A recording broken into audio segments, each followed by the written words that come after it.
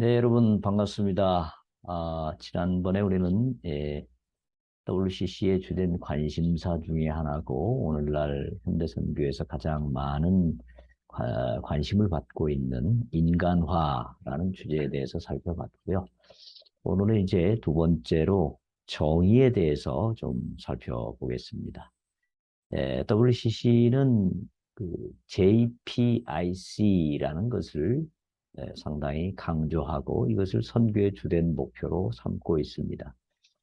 J라고 하는 것은 justice, 즉 정의, 그다음에 P는 peace, 평화, IC는 integrity of creation, 즉 어떤 창조의 통전성, 즉 창조를 온전히 보존하는 것, 여기에 관심이 많습니다. 우리 사회에서도 요즘 그 정의에 대한 관심이 매우 많죠. 특권층이 너무 많은 특권을 누린다든지 하는 것에 대해서 매우 공정하지 못하기 때문에 이런 것에 대한 지탄이 매우 많습니다. 한 10여 년 전에 하버드 대학교의 마이클 샌델이라고 하는 교수가 정의란 무엇인가라는 책을 저술했죠. 뭐 전 세계적으로 굉장히 많은 관심과 호응을 불러일으켰고요. 이 책의 번역판이 우리나라에서도 6개월 만에 125세가 발행됐고, 이 우리 사회에 얼마나 많은 관심을 불러일으켰는지 모릅니다. 자, 이 정의가 선교의 목표로 추구될 때 이것을 우리가 어떻게 보아야 될 것인가 오늘 좀 생각해 보겠습니다. 먼저 첫 번째로 이 정의라고 하는 것이 선교의 목표로 등장하게 된 배경이 무엇일까 하는 것을 살펴보겠습니다. 교재 58페이지에 보시면 이 정의가 선교의 목표로 등장하게 된 배경에는 막시즘 또 그 막시즘의 영향을 받은 해방신학의 영향이 상당히 크다고 하겠습니다. 해방신학은 1960년대부터 한 80년대까지 굉장히 큰 영향력을 많이 미쳤죠. WCC도 자연스럽게 이 해방신학의 영향을 많이 받았다고 보겠는데요. 이 해방신학이라고 하는 것은 결국 이제 에, 교회가 추구해야 될 가장 중요한 과제 중에 하나가 해방이다. 즉, 특별히 억울하고 가난하고 억압을 당하는 사람들을 해방시키는 것이 교회의 중요한 과제다. 이렇게 보는 신학이죠. 이 해방 신학은 또 막시즘의 영향을 상당히 많이 받았습니다. 자, 이 막시즘을 제창한 칼 마르크스는 예, 가진 자와 가지지 못한 자, 즉 자본가와 노동자 사이의 물질적 불평등이 인류 사회 불행의 가장 핵심적인 요인의 하나라고 보았습니다. 그래서 이런 불평등을 해결하기 위해서는 가지지 못한 자들인 노동자들이 단결해서 이 가진 자들인 자본가들을 타도하고 모든 물질을 평등하게, 공평하게 나눌 때에 정의로운 사회가 이루어질 수 있다. 이렇게 보았습니다. 그래서 이 막시즘이 바라보는 가장 중요한 목표 중에 하나는 바로 빈부 간의 격차를 해소하고 공정하고 정의로운 사회를 형성하는 것이다. 이렇게 보았습니다. 자, 이 막시즘의 영향을 가장 많이 받은 신학이 바로 해방신학이다. 이렇게 말씀을 드렸습니다. 그래서 해방신학은 세계를 어떤 막시즘적인 관점을 가지고 지배와 종속, 부자와 가난한 자, 자본주의와 사회주의, 그리고 억압하는 자와 억압을 받는 자, 이런 대결 구도로 보면서 이런 이 불평등한 문제의 해결은 단순히 약한 자들을 돕고 구제하거나 또는 뭐 사회를 점진적으로 발전시키는 것 가지고는 되지 않고 불의의 근본적인 뿌리 자체를 제거해야 된다. 그래서 여기에서 혁명이 필요한 것으로 보는 것이죠.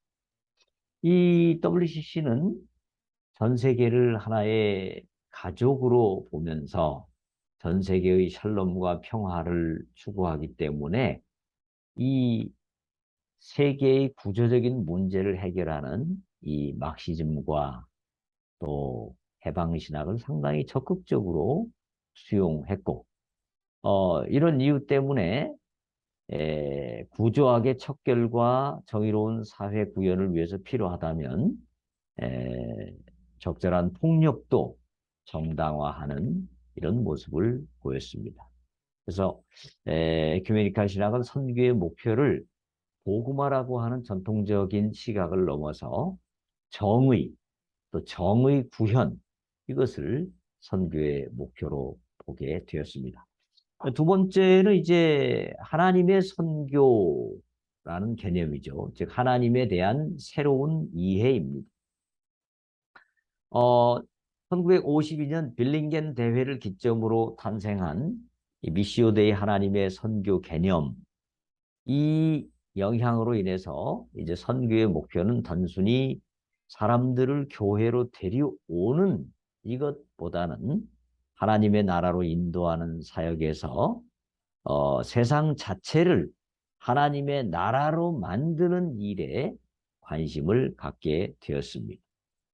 그래서 이 세상 자체를 하나님의 나라로 만들다고 할 때 그것이 이제 아까 말씀드렸던 샬롬이죠. 그 하나님의 나라의 모습을 샬롬이라고 보고 이 샬롬이 좀 더 구체적으로 표현된 것이 바로 JPIC입니다. 그러다 보니까 하나님의 나라를 이루는 것이 선교고 하나님의 나라가 이루어진 모습 중에 하나가 정의로운 사회다라는 인식 때문에 WCC는 자연스럽게 정의 문제를 선교의 목표로 보게 된 것입니다. 자, 세 번째는 62페이지 넘어가 보게 되면 새로운 구원 이해입니다. 이 전통적으로 구원 그러면 신학에서는 전통적인 신학에서는 예수님을 믿고 하나님의 자녀가 되는 것, 하나님과의 관계가 바로 회복되는 것으로 이해를 했다면 이 방콕은 1973년에 오늘의 구원이라는 주제를 내걸고 구원이 단지 개인만의 구원이 아니라 이 사회 전체가 정의로운 사회가 되는 것, 더 이상 착취와 억압과 소외가 없는 그런 사회를 만드는 것이 온전한 구원이라고 보았습니다. 자, 특별히 63페이지 보시면 아랫부분에 구원이란 모든 사람이 서구의 부에 동참하게 될 정도로 어떤 기술적인 발전과 확장을 의미하고 또 그로 인해서 억압과 소외 그리고 착취가 사라지는 그래서 인간의 존엄성이 지켜지는 그런 것을 의미한다고 보았습니다. 자연스럽게 이 구원 개념에 의하면 이 세상이 모든 불의한 것들로부터 참된 해방을 얻고 모두가 함께 잘 사는 정의로운 사회를 이루는 것이다. 이렇게 생각을 하게 되었습니다. 그러니까 정리를 좀 해보자면 첫째는 막시즘과 해방신학, 즉 이 사회를 공평한 사회, 공정한 사회, 모두가 함께 에, 평등한 사회로 만드는 것을 이상으로 삼았던 이 막시즘과 해방신학이 WCC가 정의에 관심을 갖게 만드는 그런 배경이 되었고요. 두 번째, 하나님에 대한 새로운 이해, 즉 하나님의 관심이 전통적으로는 사람들을 교회로 데려와서 하나님의 자녀가 되도록 만드는 것이 하나님의 관심이다라고 생각했는데 그게 아니라 이제 이 세상 자체를 샬롬이 넘치는 세상, 즉 정의롭고 평화롭고 창조 세계가 잘 보존되는 세상으로 만드는 것이 하나님의 관심이다라고 하니까 또 정의가 주된 선교의 목표가 되는 것이죠. 세 번째는 새로운 구원 이해, 즉 개인 영혼 구원을 넘어서서 이 사회가 구원을 받는 것, 이 사회 전체가 참으로 정의로운 사회가 되는 것, 여기에 관심을 갖게 되면서 WCC는 이제 정의를 선교의 중요한 목표로 삼게 되었다. 이렇게 정리를 해볼 수가 있겠습니다. 네, 거기까지 일단 첫 번째로 마치도록 하겠습니다.